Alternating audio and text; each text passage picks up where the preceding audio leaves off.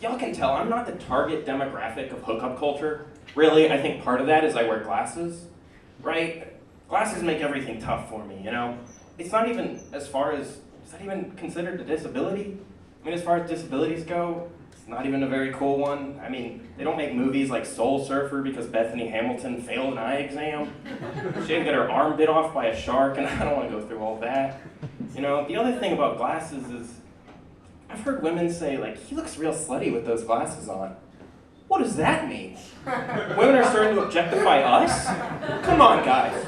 What next? They're going to start paying for our dates? We're going to be the pillow princess? They're flying us out to Miami?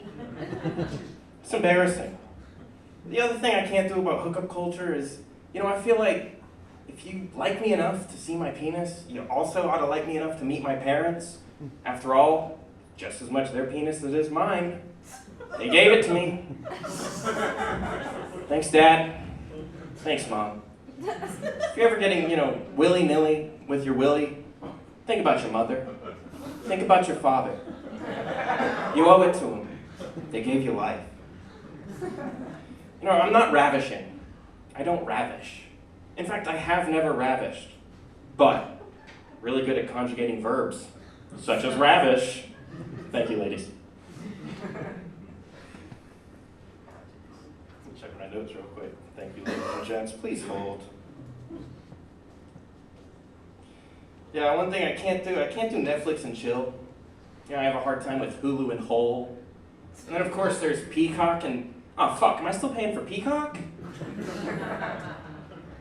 You gotta know your space in the pecking order, right? When you're getting into dating. You gotta understand your place.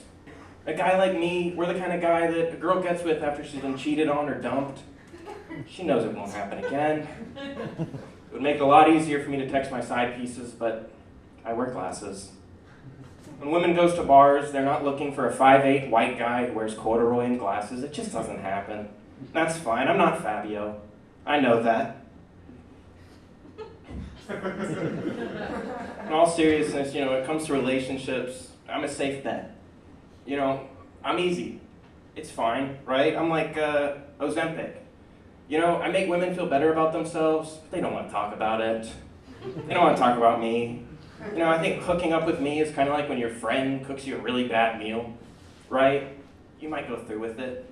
You might, because you like him. He's nice, you'll do it. But you're going to tell everybody and their mother not to come to his house. And that you just can't get that taste out of your mouth. And finally, I'm going to sing you a little cowboy song that I came up with. I grew up in the South, as I think plenty of us have. And so you grow up around a little bit of country music here and there. I'm not big on country music, so I thought I'd give it a shot. You know, this one goes like, there's an old girl who I used to love. She liked it quick and liked it rough. Anytime I'd get it up, all I'd say was, giddy up! She was a horse. Oh, that's disgusting. And finally, when you're a Southerner, everybody has an uncle. You know, I know I said finally, that was a lie. I lied to you guys. When you're from the South, everyone's got an uncle. You know, an uncle, nobody really knows whose brother he is. Right? He's just that uncle. I have an Uncle Earl. Do y'all have an Uncle Earl? Anybody? Yeah, he's just big. He eats all the Thanksgiving food, but we let him do it. After a few drinks, he's always got a couple little nuggets of wisdom. My Uncle Earl, he always says this thing. He says, you know, I'm the type of guy, goes to BWW, comes back with a 6-pack of natties and a hard-on. I don't know what that means. He always says this other thing. He says, no son of mine is ever going to college. My nephew went to college, came back with a cat ears and a degree in rodentia breeding. Thanks, Uncle Earl. Don't know what to do with that one either. He says this other thing. He says, you know, when it comes down to you and a Rottweiler, buddy, you gotta make a choice. Okay? And if it comes down to your son and his 3-year-old classmate, buddy, you gotta make a choice. Okay, Earl. And he says this last thing. He says, when it comes down to your wife and the 7-Eleven cashier who doesn't have any teeth, you gotta ask your wife if she's down for a threesome. Thank you, guys. Woo! Woo!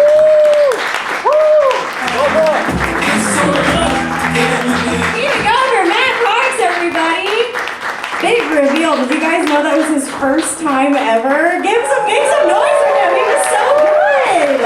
I love that. He had one of my favorite the night, the ravishing. I love a grammar joke. I don't know. I'm a nerd. Okay, guys, we're gonna keep the show rolling. We have 2 more